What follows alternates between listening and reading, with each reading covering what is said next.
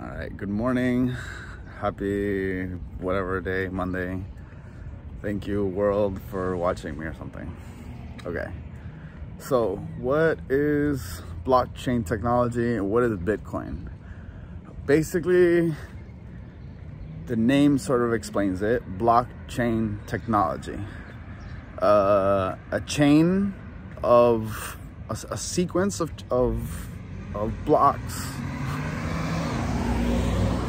of codes, okay, and they're all in a sequence. It's a chain of events, a chain of transactions, and each transaction there's like a code associated to it, a block of characters. Okay, you've seen it, these addresses, what are called addresses. All right, so back in the day I wanted to send money to a girlfriend in Italy. So I would go to Western Union and I would say, hey, Western Union, can you send $100 to my girlfriend in Italy? And they would do, and there would be $100 in the Italian girl's hand, okay? Nowadays, I say, hey, I want to send $100 to my girlfriend in Italy.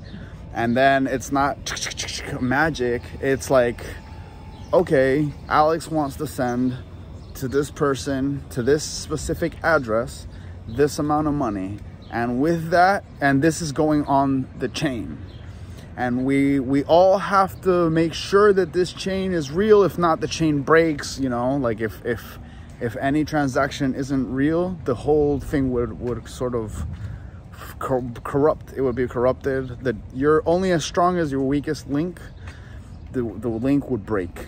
So that's why it's so perfect, because if there ever were any sort of fraud, it would immediately gets caught right away, because everyone is verifying it. And these are the miners.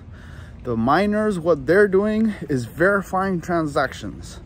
So when I say I'm sending the $100 to Italy, it's not some covert transaction between Western Union USA and Western Union Italy. It's actually a transaction that is seen worldwide in perpetuum, forever and ever and ever. Every single transaction that you've ever done on blockchain is there, you know. So think about that. And then also, but that's why it's perfect, you know, because it's like a record. And that's how that works. And then Bitcoin is sort of like, I want to say, the first coin to use this technology. There's a very big myth that I don't want to get into right now, but it's like some anonymous dude, Satori. The myth says something like he wanted to free us. He realized that currency is how we are enslaved as humans. And, you know, governments have this game where they print the money, and you know how that has turned out.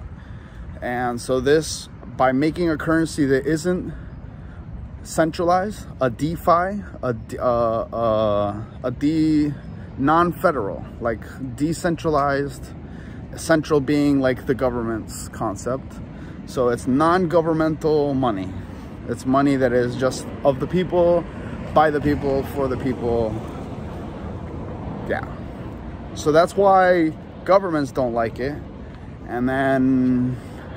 But it's very useful. Like, people said it wasn't gonna work, and it has worked. And now it's really, really, really gonna start working.